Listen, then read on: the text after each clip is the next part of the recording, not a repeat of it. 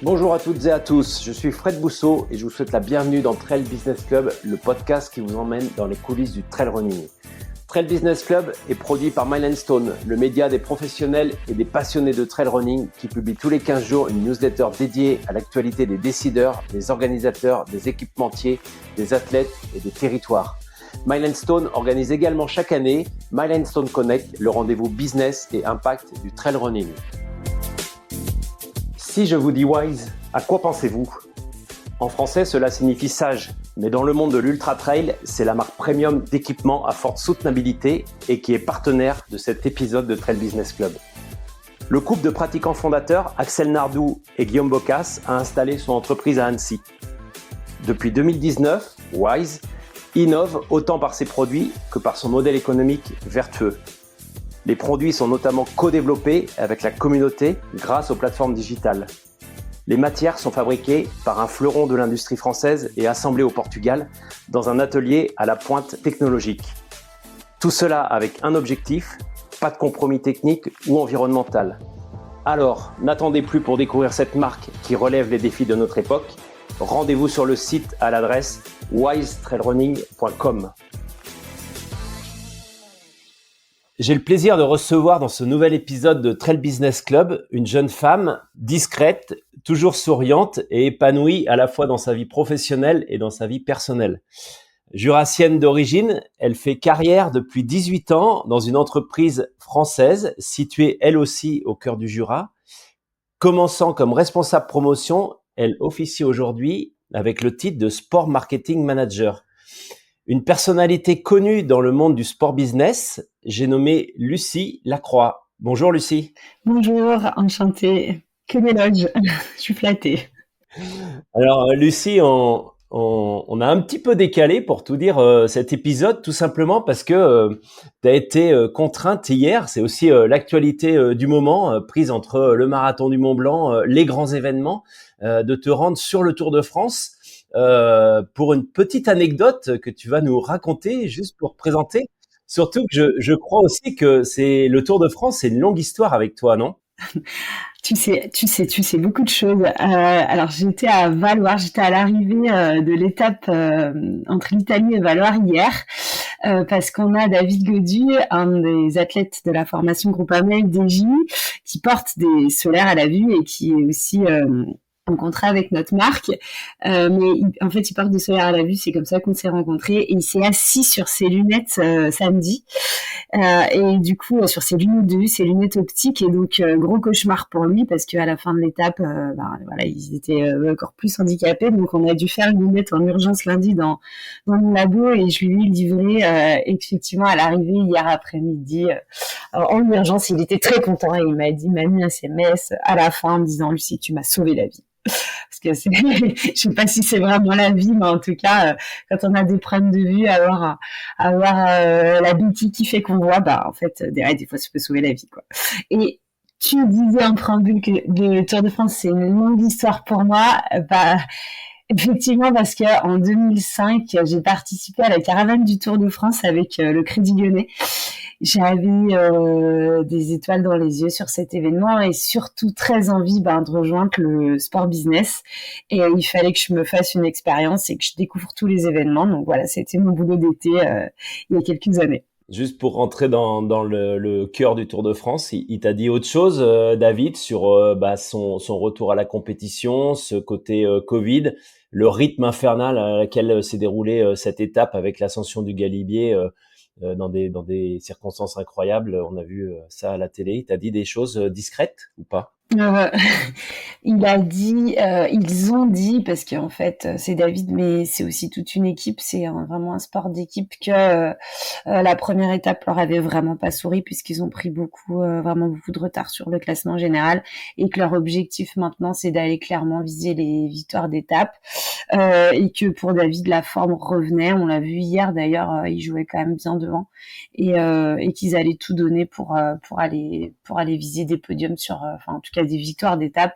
Et puis David, ce qui lui plaît, c'est tout ce qui est montagne. Donc je pense que sur la deuxième partie du tour, on les attendra sur la ligne d'arrivée.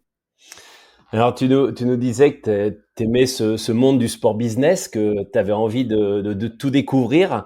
2005, le Tour de France. 2006, une entrée chez Julbo comme responsable promotion. Tu peux nous décrire un petit peu qui tu es et ton parcours depuis ces années 2005. Bon, aussi, on s'est rencontrés à cette époque-là, mais depuis ces 18 ans au cœur de cette marque jurassienne, quel a été ton parcours? Je suis rentrée, effectivement, il y avait une toute petite équipe marketing avec l'objectif de la direction à Christophe Beau, puisque c'est une entreprise familiale. Donc Christophe, qui est toujours à la tête de l'entreprise d'ailleurs, une vraie volonté d'être plus performant, en tout cas plus organisé en marketing. Il y avait une directrice marketing avec son assistante, et puis ils ont eu l'idée, comme majorité des marques de sport, de créer un poste qui serait un peu plus terrain. Et donc, je suis rentrée en 2005 sur ce poste-là, donc vraiment une création de poste où il y avait rien qui avait été fait. Enfin, je veux dire, il y avait pas, il y avait quelques athlètes que Christophe avait gérés ou dégotés, mais il y avait vraiment pas de stratégie. Même Julbo n'était pas organisé en fait pour accueillir des athlètes. Enfin, il y avait pas de contrat, il y avait pas de temps pour aller sur les événements. Enfin voilà, on était c'était tout était en fait à créer et tout était à organiser. Puis aujourd'hui, on est une équipe de 6 personnes au sports marketing, si je compte aussi les freelances qui travaillent sur l'international, parce qu'au départ, la problématique, elle était vraiment de pouvoir organiser le sponsoring sur la France. Et puis aujourd'hui, c'est une question plus qui est européenne, voire mondiale, avec soit des freelances, soit des gens qui sont intégrés, puis même des gens qui sont spécialisés par sport, quelquefois. Alors, tu as parlé de cette évolution du sport marketing au sein de cette belle marque, Julbo. Je précise pour ceux qui découvrent ce podcast ou qui connaissent peut-être pas que Julbo, c'est aussi le nom du créateur, Monsieur Jules Beau, B-A-U-D, parce que Beau, c'est un nom jurassien, comme toi, tu l'es aussi, hein. Lucie Lacroix, on connaît bien sûr les skis Lacroix. Est-ce que tu peux aussi revenir sur l'histoire de cette marque qui a, je crois, près de 140 ans bientôt, en tout cas qui a passé le siècle et qui a commencé d'abord dans l'optique avant de se tourner vers la montagne puis la mer? Exactement, donc Jules Beau, comme tu viens de l'expliquer, comme son nom l'indique, a été créé par un monsieur qui s'appelait Jules Beau, B-A-U-D, à Morée, dans le Jura, et on est toujours basé dans le Jura, autour des années 1888. Et en fait, à cette époque, Jules Beau faisait des lunettes optiques, comme la majorité des marques. En fait, c'était ce qu'on appelait un peu les pince-nez, tu vois.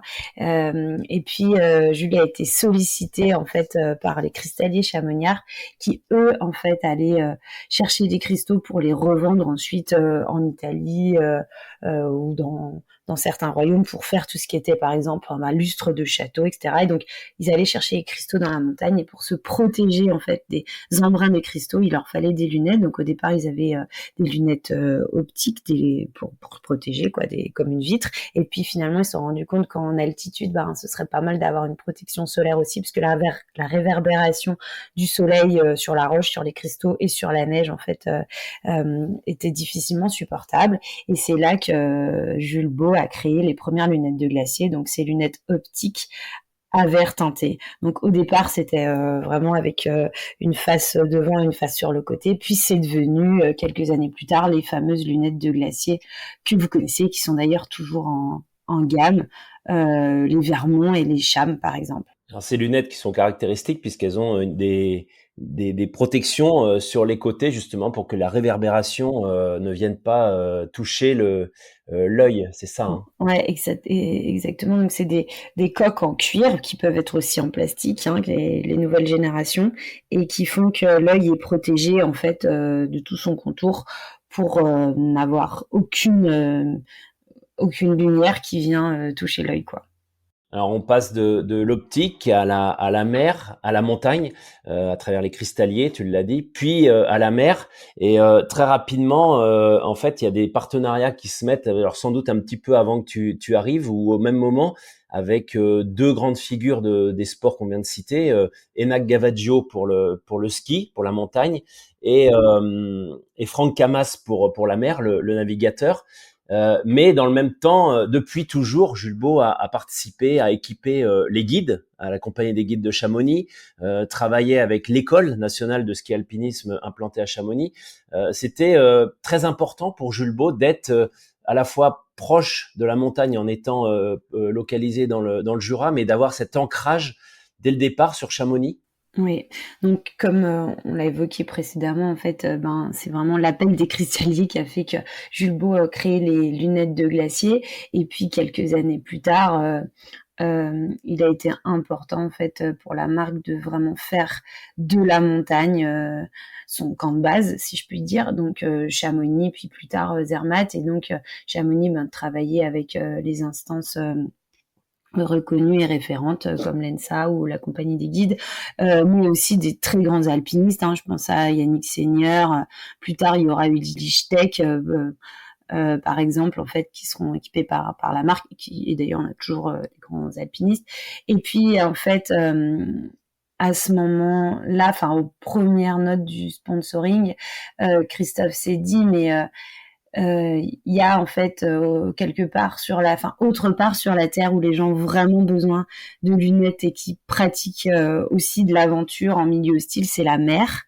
Et donc ils ont justement complètement dupliqué en fait cette protection solaire sur la mer pour en fait ouais, c'est des milieux qui sont naturellement très à risque puisqu'il y a énormément de réverbération. Puis sur l'état d'esprit, voilà, on est sur de l'aventure exactement comme la montagne. Et puis on lui a conseillé à ce moment-là de sponsoriser un petit jeune qui s'appelait Franck Camas, qui a ensuite gagné la Volvation Race, la Route du Rhum, etc., etc., qui est devenue une des références dans le milieu de la voile. Et je pense que vraiment ça a aidé Jules Beau. Et je peux passer de la chance à cette époque-là, mais en tout cas c'est quelqu'un qui a été pendant 20 ans et qui est d'ailleurs porte encore du Jules Beau et qui a aidé Jules Beau à s'implanter dans la mer. Mais la montagne reste et j'espère restera pour toujours en fait vraiment l'ancrage, les racines de la marque. Et faut jamais il ne faut pas oublier de là où on vient, et même si on veut aller ailleurs. Et puis voilà, c'est pour ça qu'on est toujours très présent sur la montagne. Alors aujourd'hui, Jules Beau, si on parle de chiffres, ça représente quoi en termes de chiffre d'affaires, de nombre de pays dans lesquels vous êtes implanté, de nombre de collaborateurs, mais aussi de budget marketing, puisqu'on va y venir après sur cet aspect marketing, événements et athlètes. On vend environ 1 million de produits en fait aujourd'hui Jules Beau, on a une gamme de lunettes de soleil qu'on a évoqué et réévoqué beaucoup. On a des masques de ski, des lunettes optiques. On a aussi maintenant spécialisé dans les solaires à la vue. Et puis toute une gamme en fait de lunettes adaptées pour les enfants. On a terminé l'année 2023 à 42 millions d'euros. Tu me demandais au niveau des pays, 90 pays environ, avec grosse présence sur l'Europe. Encore une majorité du chiffre d'affaires en fait est encore fait en France, mais on a tendance à inverser les choses puisque l'international prend une plus en plus part de marché. Et au niveau du nombre de collaborateurs, on est une centaine sur le site de Longchaumois, avec à peu près le même nombre de commerciaux dans le monde. Donc une entreprise qui n'a cessé d'évoluer pour, tu le disais tout à l'heure, arriver en 2005, 2006, 2007, les années où vous structurez autour du sport marketing. T'en es l'exemple et t'es toujours là, donc tu as vu cet univers grandir. Dès 2005, vous vous intéressez tout de suite à la fois aux athlètes, enfin vous continuez à vous rapprocher des athlètes, mais en même temps aussi des grands événements. Alors je citerai notamment le partenariat avec l'UTMB qui commence dès 2005 avec juste un petit partenariat commercial. Alors j'ai été aidé aussi dans cet épisode par Benjamin Thaler, puisque tu vas l'évoquer sans doute. Puis après, dès 2008, un partenariat plus fort, on va dire organisé, contractualisé avec cet événement. Et puis bien sûr, je vais en citer quelques-uns, mais tous les grands noms qui ont permis à la marque de se développer. Alors Dawa Sherpa, Chris Simmel, Christophe Jacquot, Vincent Dolbar. Ça, c'est pour les vainqueurs de l'UTMB tout de suite. Ludo Pomeray aussi, Xavier Thévenard, et puis Sébastien Chéniaud, Julien Chaurier, Caroline Chavreau, Maud Gobert, Nathalie Mauclair. Aujourd'hui, Thibaut Barognan, qui a changé de marque pour venir chez vous. C'était quoi la stratégie de la marque d'aller tout de suite sur ce sport qui se développait? Je pense qu'à l'époque, on avait vraiment le sentiment que c'était une prolongation d'un sport de montagne, en fait, comme le VTT, on commençait à parler un peu de plus de montagne fast and light, etc., avec des ascensions de plus en plus rapides. Et puis, en fait, le trail pour nous était en fait l'extension de ces sports de montagne. Donc, c'est assez naturellement, c'était un terrain naturel pour Jules Beau. Il y avait la notion d'altitude, la notion de protection, etc. Et puis, c'était un sport émergent et puis qui était cool, quoi. Donc, on s'est dit que ça pouvait être intéressant. Je pense que vraiment au départ c'était de l'opportunité, ça a été de l'opportunité en fait, du contact, de l'opportunité, et puis mois après mois ça l'est plus devenu, mais c'est devenu complètement stratégique. Il y avait de toute façon le sports marketing était beaucoup moins structuré et puis moins global qu'aujourd'hui. Je pense que Jubo a évolué, mais la notion de sports marketing a aussi beaucoup évolué depuis ces dernières années. Et puis, en fait, il y avait pas d'acteurs dans la lunette. On a commencé à aussi travailler des produits qui correspondaient en fait aux coureurs, avec des verres photochromiques, des lunettes plus légères, et donc qui faisait qu'on pouvait passer plusieurs heures à courir avec des lunettes, alors que on a des concurrents qui travaillent sur l'athlétisme, mais c'est des sports qui sont très punchy, ou c'est des efforts qui sont très courts, et en fait le besoin était pas forcément le même. Et en termes de plutôt stratégique, en fait c'est grâce à, enfin c'est à ce moment que c'est rencontré. Fred, c'était sur la tournée Salomon Endurance en 2006, et c'est vraiment ce qui nous a fait découvrir et les athlètes et aussi l'environnement en fait du sport. Et ce qui nous a, je pense que la première notoriété et les marques ont été présentes à ce moment-là. D'ailleurs, je pense qu'elles sont quasiment toutes encore présentes. Et ça a été un des premiers jalons pour nous en fait en sponsoring. Alors pourquoi justement aller vers ces athlètes de renom, puisque vous avez quand même investi à la fois des moyens financiers, des moyens temporels pour accompagner ces athlètes? C'était quoi l'idée d'avoir ces athlètes? C'était des fers de lance de la marque? C'était des développeurs de produits, puisque vous arriviez aussi sur cet univers où les besoins étaient peut-être un petit peu différents de ceux de la haute montagne? On avait clairement un besoin de crédibilité, puis être sur les événements, ça suffisait pas. Le sport était quand même très inconnu, donc en fait, s'entourer d'une tête d'affiche, ça fonctionnait pas, puisque, enfin, dans notre tête en tout cas, ça fonctionnait pas parce que les athlètes c'était pas des Kylian Jornet, quoi. Donc il fallait mieux travailler la multiplicité, et puis en fait on aime la proximité aussi. On avait besoin d'avoir un pool de gens autour de nous qui puissent, comme tu l'as dit, nous aider à développer des produits, à donner leur avis, mais aussi à participer quelque part un peu à la vie de la marque. Et à l'inverse d'une stratégie qui pourrait être complètement différente, de dire on prend une grosse tête d'affiche. Nous, on a eu plutôt l'idée de s'entourer de gens très sympas, et en l'occurrence aussi qui gagnaient. Après, on avait la chance, on était les seuls, donc c'était pas très difficile. Fallait juste avoir à ce moment-là les bons contacts, et puis je pense la petite touche fraîche qui faisait que, et des produits sympas, effectivement performants, qui faisaient qu'on allait les séduire et qu'ils allaient rejoindre la marque, quoi. Alors tu te disais justement, il n'y avait pas d'acteurs, vous n'aviez pas de concurrents, vous avez été les premiers à presque décréter que vous alliez investir ce marché du trail. Est-ce que ça a été justement une stratégie conquérante de se dire on y va les premiers pour essayer aussi de tuer l'œuf dans la poule, c'est-à-dire de dominer ce marché? Parce qu'aujourd'hui, même si vous êtes là depuis 18 ans, on a vu très peu de vos concurrents venir vous chatouiller les oreilles quand même. Ouais. Donc au départ, ce que je te disais, c'est que c'était plutôt de l'opportunité en fait, de la stratégie. C'est devenu stratégique en fait parce que on a grandi avec le sport, et Et puis sur les sports d'été, finalement, ben l'hiver on avait le ski, on avait le nordique, on avait un peu le vélo. La voile c'est loin et le trail c'était aussi assez facile pour nous parce que il y avait beaucoup de choses en Rhône-Alpes. Enfin, il y avait aussi la proximité géographique. Il y avait le fait de la saisonnalité du sport en fait qui faisait que ben, dès que la saison était terminée, enfin ça se chevauchait pas du tout avec les saisons d'hiver.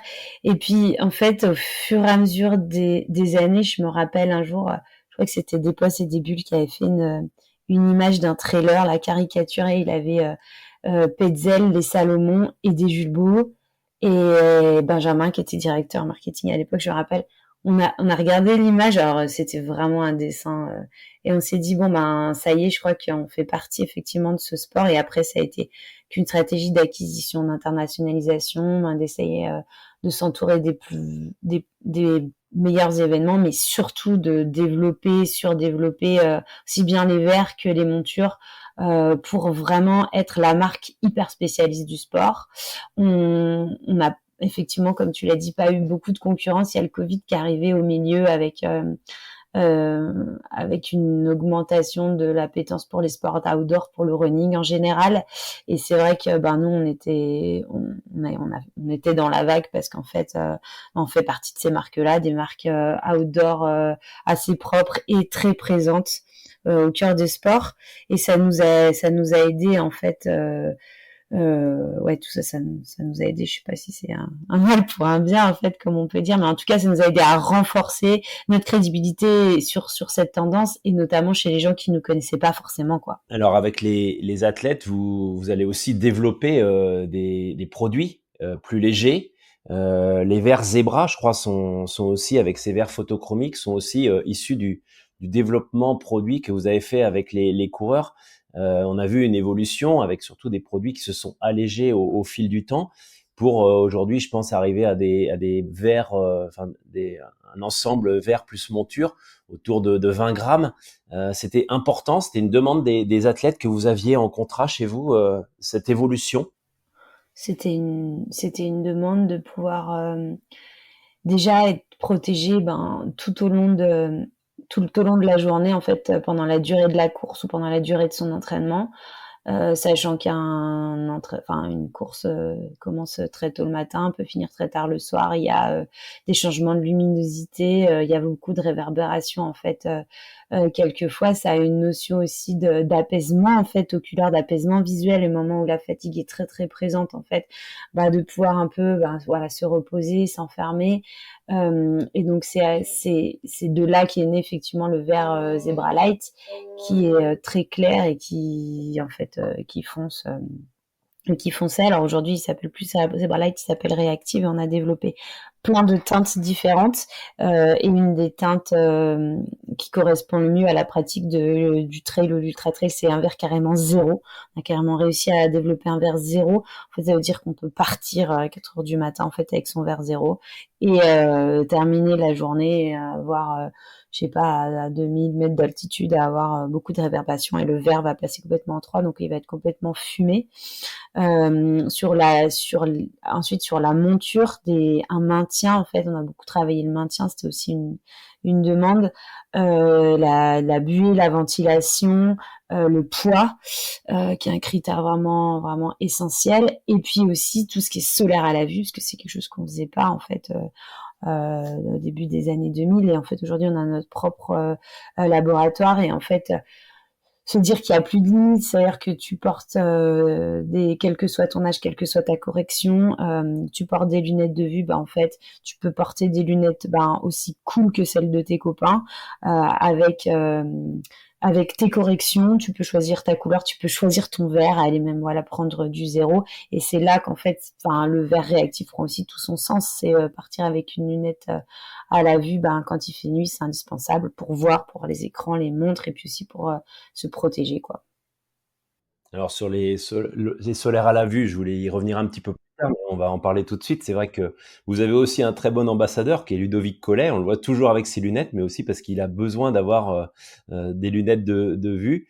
David Godu en a parlé, et j'ai aussi la chance d'avoir des lunettes de vue adaptées Julbo, et c'est vrai que C'est vrai que tu le disais tout à l'heure, ça sauve la vie, surtout maintenant avec les écrans de téléphone, où à un moment ou un autre, on est obligé de consulter son téléphone quand on fait du vélo, du ski de rando, de la randonnée, et que avoir deux paires de lunettes, c'était juste insupportable. Et aujourd'hui, on a réduit avec une seule paire de lunettes, et c'est vrai que c'est très très pratique.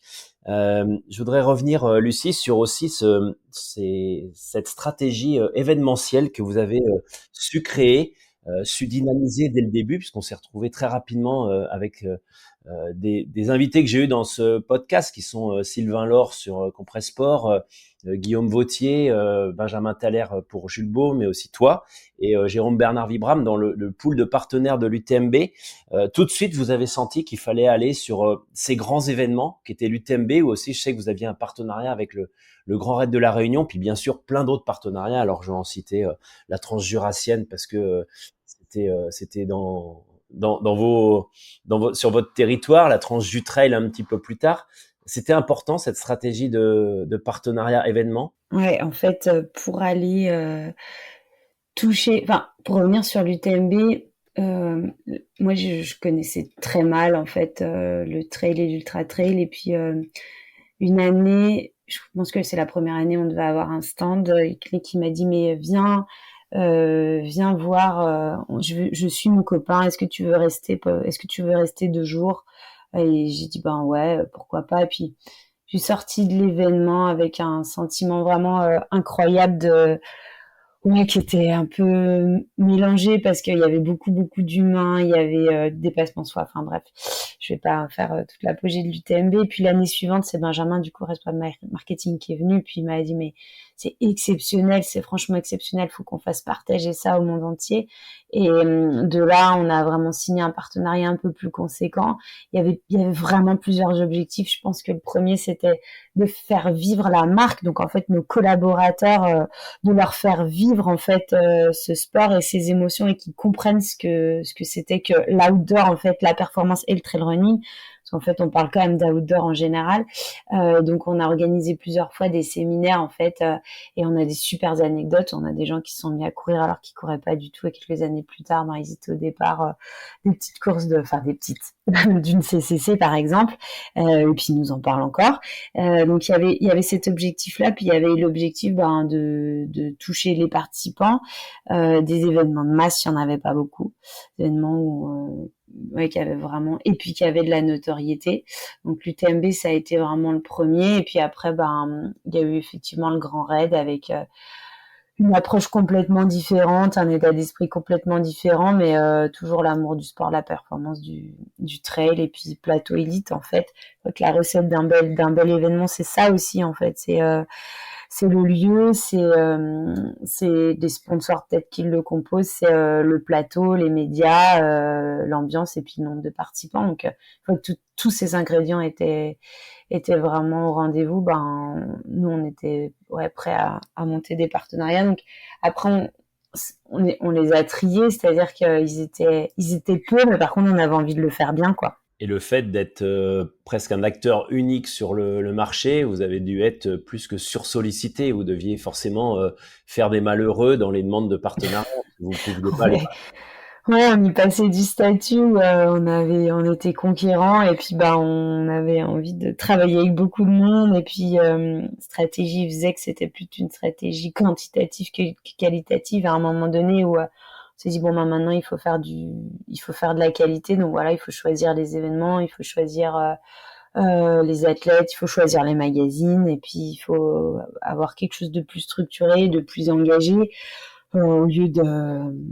Et surtout, il fallait se concentrer, quoi. Donc, ouais, c'est un peu plus réduit maintenant, mais à un moment donné où le moindre coureur se prenait pour un champion du monde avec un palmarès, ouais, on avait beaucoup, beaucoup de demandes d'événements, d'ambassadeurs, et de coureurs, effectivement. Aujourd'hui, vous êtes présent dans combien de sports et sur combien d'événements? Tu le sais à peu près? En fait, c'est divisé en grandes parties. En fait, on a toute la partie montagne qui regroupe sports de montagne comme l'escalade, le mix, ascension, record, etc., mais aussi le parapente. Après, on a le trail en fait où on scinde pas du tout les distances. Et puis après on a tout ce qui est vélo. Donc c'est assez récent le vélo en fait avec le XCO, donc tout ce qui est cross-country olympique et puis la route. On a la voile avec les sports d'eau et donc en fait voilà, je les ai cités toutes ces catégories où derrière j'oublie l'hiver que je sais pas compter les catégories, j'oublie l'hiver avec tout ce qui est ski alpi,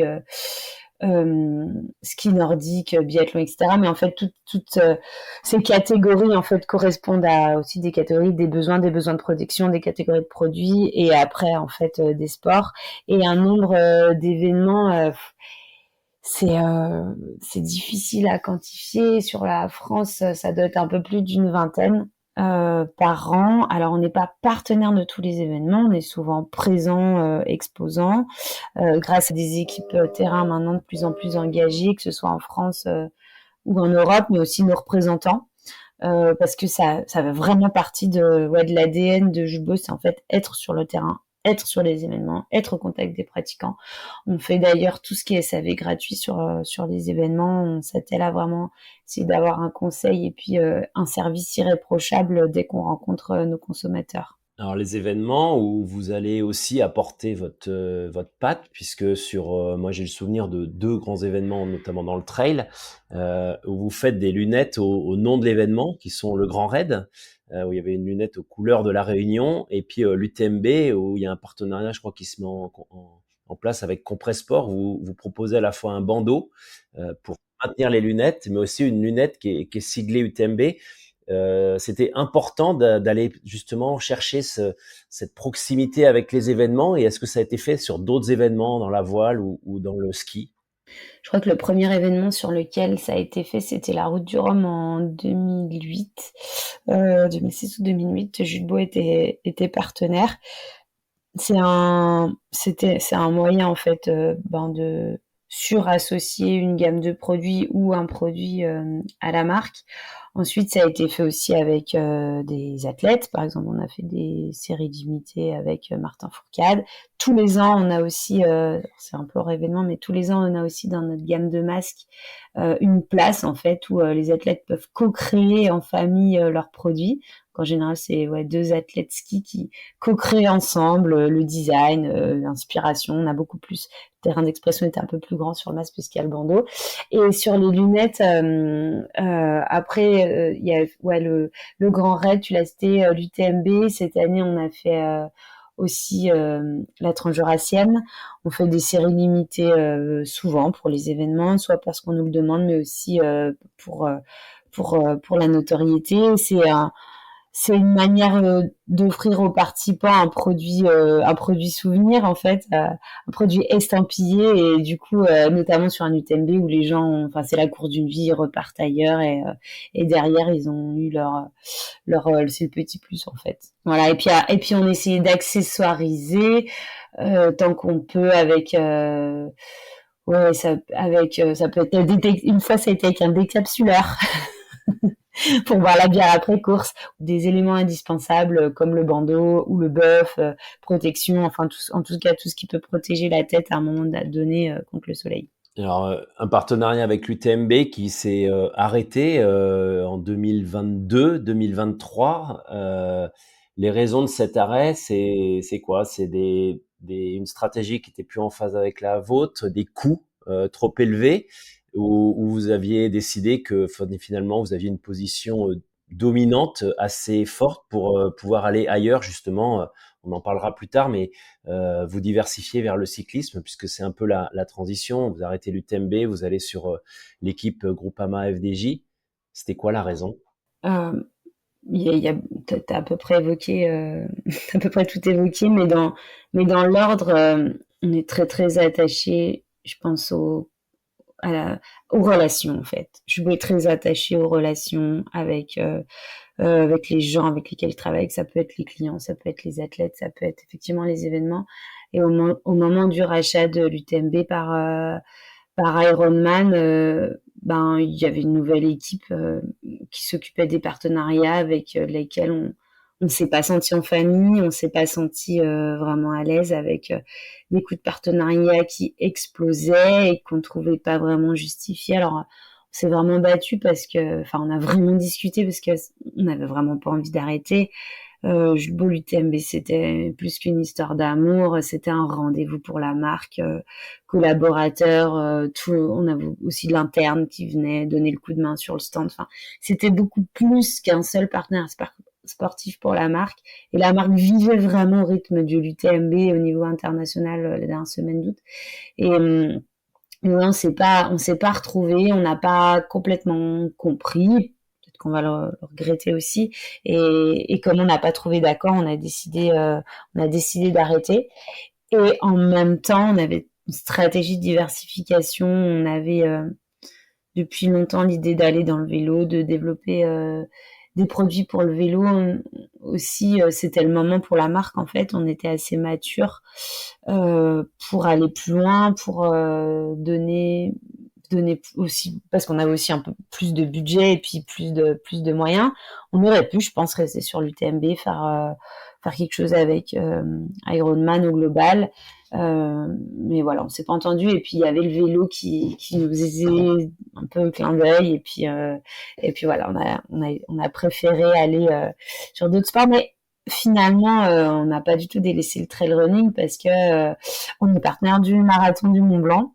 Et c'est une super belle épreuve avec un très bel état d'esprit. Fred et Mag ont retrouvé le côté famille et puis proximité. Et puis bah voilà, là on sort du marathon du Mont Blanc, on peut encore dire c'est un bel événement qui attire aussi bien les étrangers avec des distances hyper accessibles. Donc on n'est pas non plus, on n'a pas tourné le dos du tout au sport. Hein. Alors, en plus, c'était un ancrage à Chamonix. C'est aussi l'histoire de la marque. Elle est à la fois jurassienne, mais elle est aussi, on l'a compris, avec les alliés. Ouais. Forcément, il y a toujours ce rappel de Chamonix qui vous invite à y venir d'une manière ou d'une autre. Mais quand on y va, on peut pas. On est obligé d'y passer 2 jours pour voir tout le monde.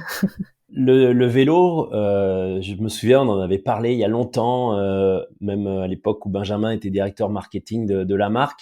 Et le discours, tu l'as dit, c'était de plutôt dire, bah en fait, on n'a pas forcément les moyens d'y aller parce qu'aujourd'hui, être présent dans le vélo, c'est aller forcément sur une équipe Pro Tour, une équipe UCI World Tour, à avoir une visibilité sur les grandes courses, donc forcément un grand tour, dont le Tour de France. Aujourd'hui, vous y êtes avec l'équipe Groupama FDJ. On vous voit sur les casques des coureurs, on vous voit sur les lunettes puisque vous équipez les coureurs. C'est un gros investissement pour la marque. Ouais, je dirais que c'est le plus gros des investissements. Je n'ai jamais mis autant d'argent sur un sport, un athlète, un événement. Voilà, c'est vraiment conséquent. Mais alors, il y a le partenariat, bien sûr, avec la visibilité qu'on s'achète, mais il y a aussi tout le développement produit, puisque quand on a signé avec l'équipe il y a 2 ans, leur objectif, c'était d'avoir un casque, de développer en fait un casque haut de gamme avec un équipementier. Donc, on a passé 2 ans puisque le casque il est sorti hier et c'est les coureurs du Tour le roulent pour la première fois depuis le 29 juin sur le Tour de France. Casque qui s'appelle Finisher et donc il y a 2 ans de développement. Donc tu me posais la question des coûts, donc ça a été vraiment un investissement sponsoring, investissement de développement. Parce que quand tu n'as jamais fait un produit, partir de scratch, en fait, il y avait tout à créer avec eux. Et puis, investissement humain, puisqu'on a dû embaucher un chef produit. Moi, j'ai dû aussi me libérer de certaines missions pour pouvoir me dégager du temps, pour passer du temps sur le vélo et suivre l'équipe parce que en fait on parle d'une équipe mais c'est 28 coureurs qui ont tous des besoins, des demandes différentes, même si tout est centralisé. Et puis surtout c'était nouveau pour Jules Beau. On arrive avec un nouveau verre aussi, pareil, qu'on a co-développé avec l'équipe puisque les coureurs avaient besoin d'une certaine teinte sur les lunettes, en fait, sur le maintien, ce qui tient en trail, ce qui tient en ski de fond, tient pas forcément dans un casque de vélo. Les problématiques, les coureurs se retournent, une lunette trop légère, par exemple, elle s'envole. Et la lunette est vraiment, en vélo et tous les coureurs sur le tour, tous les coureurs du peloton en fait ont une paire de lunettes. Donc adapter aussi, adapter les lunettes. Voilà, on en est qu'au début, je pense. Mais on est très fiers. On est très fiers, surtout quand on voit les mastodontes, les concurrents qu'on a à nos côtés.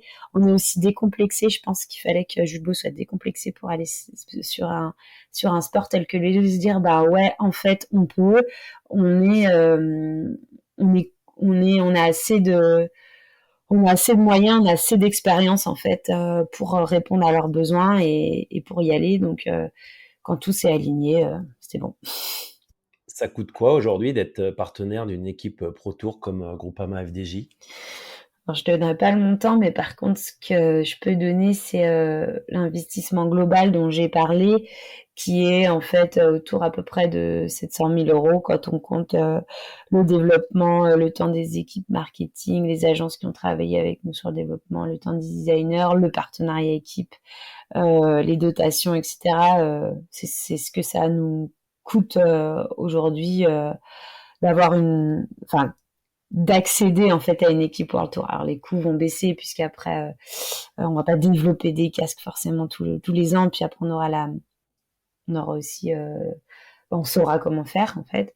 Mais aujourd'hui c'est ce que Christos vaut nous rappelle tous les lundis.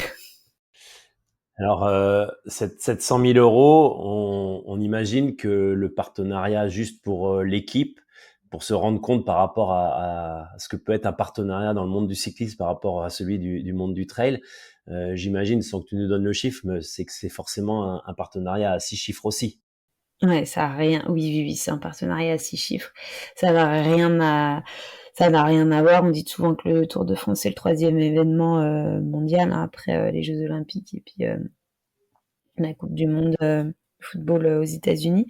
Donc notoriété de chaîne, notoriété de retombées télé, de retombées maintenant forcément réseaux sociaux, TikTok est partenaire du Tour. Enfin bref, c'est des chiffres en retombées médias qui sont déments et forcément les marques et les équipes s'y engouffrent pour toujours donner plus. On avait aussi la série qui était sur Netflix. On a vu la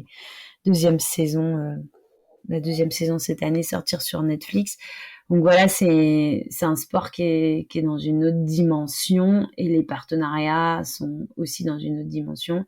Une équipe, c'est 28 coureurs. Quand nous, on signe avec un coureur top mondial en trail running, c'est un coureur. Je signe pas avec une équipe parce qu'ils ont encore la chance ou la liberté en fait de pouvoir être libre. Et ça, j'espère qu'ils pourront garder en tout cas une certaine, même si le sport se professionnalise et même si les équipes et les sponsors tendent à créer depuis de nombreuses années des équipes privées, en fait les coureurs sont beaucoup plus libres de pouvoir choisir beaucoup de choses et ils sont aussi libres sur leur entraînement, etc. Et en fait sur les équipes de vélo c'est très c'est beaucoup plus, c'est très très organisé. Alors c'est bien pour les coureurs, derrière ça leur donne aussi un accès limité à des sponsors personnels quoi. Alors, je suppose que vous négociez en partie avec Marc Madiot, le manager général de l'équipe. Mais est-ce que au sein de ces 28 coureurs, vous avez des partenariats privilégiés avec certains coureurs, type David Gaudu, type Lenny Martinez, un peu les têtes d'affiche, Bruno Armirail? Est-ce que vous avez des partenariats spécifiques? La négociation du contrat, en fait, elle se fait et avec l'équipe sponsoring, mais aussi avec l'équipe Pôle Performance, parce qu'on fait partie des équipements performance de l'équipe. C'est quelque chose aussi qui a changé pour nous, parce que la lunette, on pourrait considérer ça plus comme un accessoire, rentré en fait en partenariat avec l'équipe au niveau du casque. On touche à la sécurité du coureur, en fait, on touche aussi à l'aéro, voilà, c'est vraiment un produit qui fait partie de la performance de l'équipe. C'est pourquoi à chaque fois qu'on s'assoit autour d'une table, il y a forcément l'équipe sponsoring, mais il y a aussi l'équipe partenariat technique et développement. Et tout ça, c'est un tout, c'est-à-dire qu'il y a tout ce qui est financier et il y a tout ce qu'on va pouvoir aussi mettre en place pour aider l'équipe à performer. Donc ça, c'est le premier point. Et puis avec les coureurs, on a un partenariat privilégié avec David. C'est grâce à lui qu'on est maintenant en contrat avec l'équipe. Il a des lunettes à la vue, il est né avec un strabisme, il s'est fait opérer, mais en fait, il n'a jamais pu être complètement soigné. Il n'avait jamais roulé avec des lunettes parce que ça le gênait, il ne savait pas que les solaires à la vue, c'était possible. Et on a été les premiers à lui faire des solaires à la vue. Il courait pas non plus avec des lentilles, à lui faire des solaires à la vue. Et donc, je crois qu'on lui a envoyé juste avant le Dauphiné en 2021. Il a fait la première étape avec, alors qu'on lui a envoyé en se disant bon bah il essayera peut-être à l'entraînement. En fait, il les a mis sur une étape et puis 3 semaines après, il les avait au départ du tour et il les a pas quittés. Prolongement en fait pour lui, et il dit que ça réduit lui sa fatigue, ça lui permet de mieux voir, etc. Enfin c'est vraiment indispensable. Donc là je sais pas si c'est plus qu'un partenariat, mais en fait lui pourrait plus passer de solaire à la vue. Je pense que si demain on lui dit t'as plus de contribution financière, je pense qu'il garderait quand même le service et l'expertise de Jubo. Et puis, on a aussi des partenariats avec Clément Davy, par exemple, qui est un coureur de l'équipe qui est plus un rouleur, mais qui est très concerné par les produits, par le développement produit. Et pour nous, très important, c'est un super cavalier de... ouais, c'est un super coéquipier pour nous pour travailler parce qu'il va être, par exemple, ces nouveaux verres dont je parlais tout à l'heure, c'est vraiment lui qui nous a donné les clés. L'input, c'est lui qui teste beaucoup, il a beaucoup plus de temps. Lenny, partenariat parce que Lenny, c'était la jeunesse. On était en partenariat avec son papa il y a quelques années. Donc ça faisait un peu le prolongement. Et puis voilà, on a 4. Et puis Kevin Géniette aussi, le luxembourgeois qui habite à Annecy. Et là, c'est la proximité géographique. On a besoin d'avoir un cours qui soit pas trop loin dans le processus de développement du casque, notamment, et des lunettes pour qu'il puisse tester. Et étant à 1 heure du Jura, c'était très facile pour nous et très facile pour lui de pouvoir tester les produits. Donc voilà, on a 4 coureurs en contrat individuel avec qui on a des liens un peu plus renforcés et qu'on peut solliciter en fait à d'autres moments de l'année. Alors David Godu que j'avais croisé à la Saint-Élion cette année puisqu'il la faisait en relais avec Alexandre Fine et il m'avait dit que même sur la Saint-Élion il utilisait ses lunettes à la vue et que ça lui avait changé la vie. Donc je crois assez ce que tu dis, que je pense que même si au-delà du partenariat que vous avez avec lui, je pense qu'il garderait forcément ses lunettes parce qu'on est très content. Cette stratégie de vélo, Lucie, c'est aussi une stratégie pour aller conquérir le monde du vélo en général, c'est-à-dire que c'est tous les pratiquants. On sait qu'aujourd'hui c'est une clientèle très CSP+, très haut de gamme, on va dire. C'est une clientèle que vous n'aviez pas dans votre panel de consommateurs. Je sais que tu pars, je crois, dans 1 heure là, juste après ce podcast, sur l'étape du Tour. C'est important ça pour vous d'être au contact aussi, d'avoir la même stratégie, de dupliquer, d'avoir des gros événements et d'aller après plus sur le terrain? La stratégie d'être partenaire de l'équipe, c'est vraiment de la notoriété globale et internationale avec la visibilité du casque, mais aussi l'opportunité pour nous d'accélérer les développements, d'avoir accès en fait à l'équipe Pôle Performance de l'équipe Groupama FDJ. Et c'est vrai que je parlais d'un casque qui a été développé en 2 ans. Je pense qu'il nous aurait peut-être fallu le double de temps si on n'avait pas eu la chance d'être avec eux et de pouvoir avoir accès en fait à leurs ingénieurs, à leurs données, etc. En parallèle de l'équipe, le but c'est que nos produits s'adressent et que nous on puisse toucher tous les pratiquants de vélo en général. Et notamment ceux dont tu parles, CSP+, et surtout les étrangers. En fait, le vélo c'est un sport qui est international et qui peut se pratiquer à peu près partout, en toutes les saisons, qui est doté d'une forte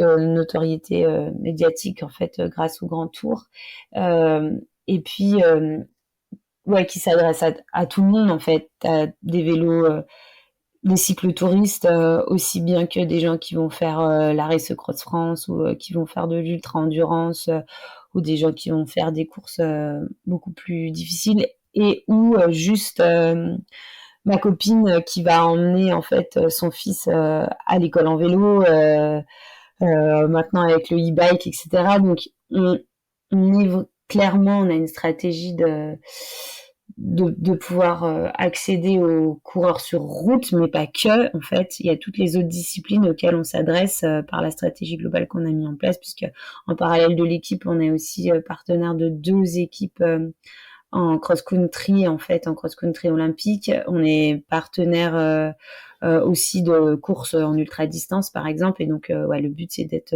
vraiment multidiscipline dans le vélo.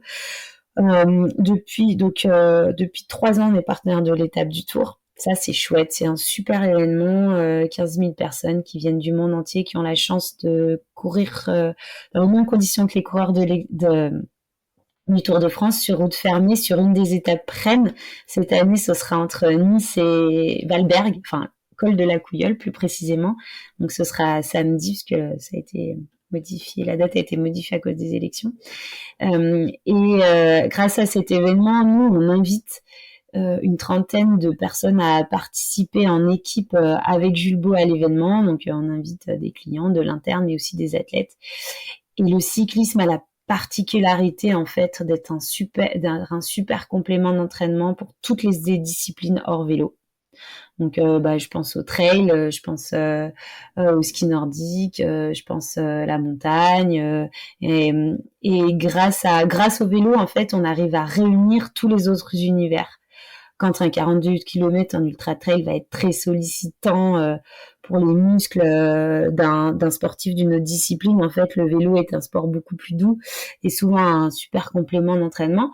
Donc, par exemple, cette année, on aura avec nous Sture Alagrid, médaille olympique et champion du monde de biathlon. On aura Loos Lemet, freerider, champion du monde de Chamonix, Enak Gavaggio, et puis des gens qui seront certainement là pour aller jouer devant, Arthur Blanc qui faisait du ski de montagne par exemple, et tout ça, ça fait partie aussi de la stratégie de Jules Beau dans le vélo, c'est d'avoir d'être transversal et puis de pouvoir s'adresser à beaucoup plus de gens, enfin un peu plus de monde que seulement les pratiquants.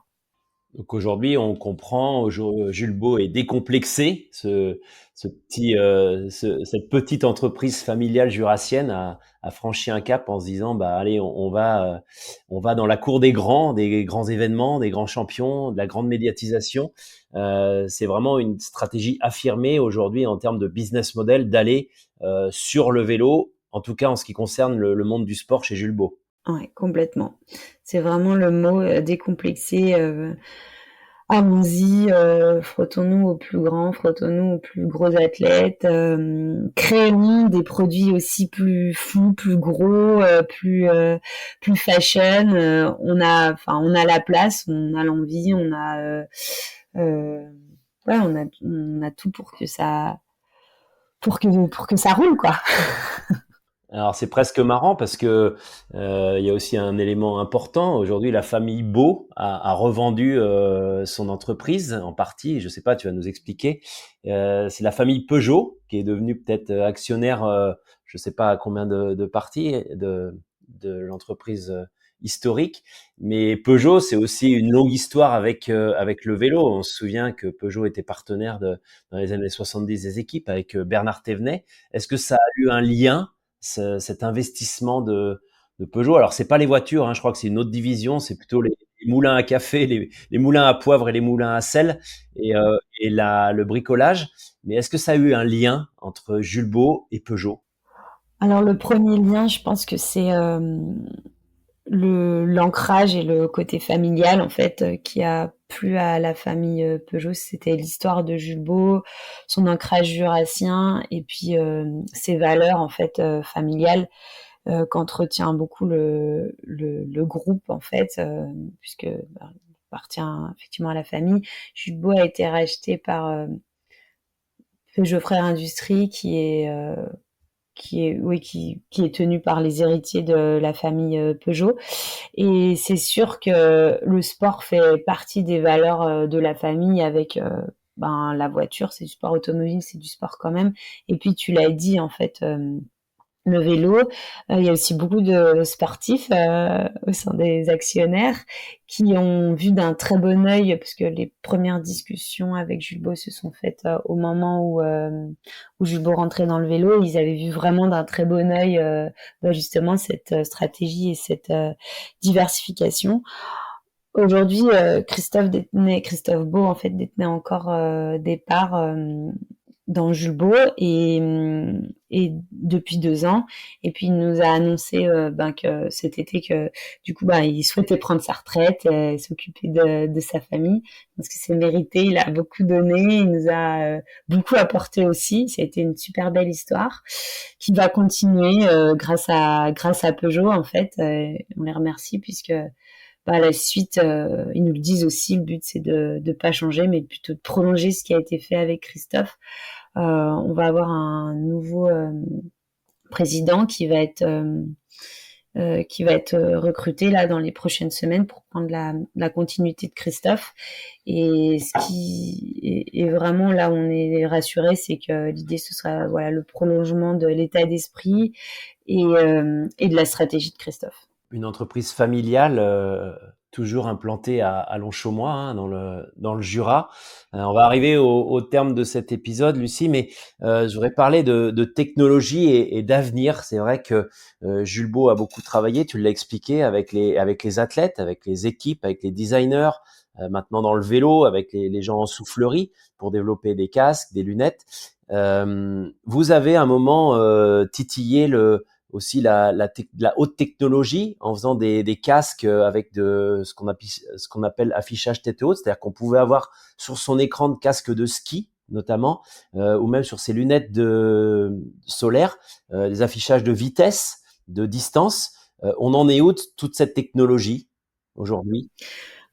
Alors tu parles effectivement d'une lunette qui s'appelle toujours Evad One et qui était co-conçue avec Migroled en fait, qui développe les écrans et qui nous a aidé à développer en fait la technologie qu'il y a dans la lunette. Et on est en passe de sortir, ta question tombe à point nommé, parce qu'on est en passe de sortir la version 2. Ce sera certainement pour avant la fin de l'année, même peut-être fin d'été. On sortira la version 2, Eva 2 en fait, où tout a été vraiment... Enfin, on a vraiment travaillé pour que l'ergonomie du produit soit meilleure, pour que l'écran soit plus facile, pour que l'app aussi soit beaucoup plus facile d'utilisation, pour que les connexions, toute la partie Micronet, mais que toutes les connexions avec Strava, avec tous les fournisseurs de montres, tous les fournisseurs de compteurs soient beaucoup plus ouverts. Et donc voilà, et donc c'est l'avenir du sport, c'est d'avoir toutes ces données en fait dans le champ de vision, donc que ce soit la vitesse, que ce soit la puissance, battement de cœur, et pourquoi pas plus tard carrément peut-être le GPS. Là déjà la connexion avec Strava sur la version 2 en fait permet carrément d'aller sur les segments en fait permet carrément d'avoir les informations du segment et du PR en fait de l'athlète. Donc pourquoi pas, on pourrait encore aller plus loin, voir des films. Là, je pense que l'aspect sécurité est très très important en fait. Je pense que ça va être la suite, c'est l'aspect sécurité en vélo par exemple avec des voitures on entend beaucoup qu'il y a des accidents et par exemple tout ce qui est voiture. Et puis pour Jules Beau, la suite, c'est continuer à développer et à développer des produits plus performants dans les sports où on est. Donc, je pense au ski notamment, le développement de casques, on n'arrête pas. On va aller sur du plus léger encore dans les années à venir, sur les masques de ski de rando, sur des lunettes, on en a parlé avec notre décomplexion plus grande, sur des verres qui peuvent encore plus s'adapter, technologie à la vue aussi, qui soient plus légères, qui puissent être ouvertes à beaucoup plus de prescriptions en fait, de corrections.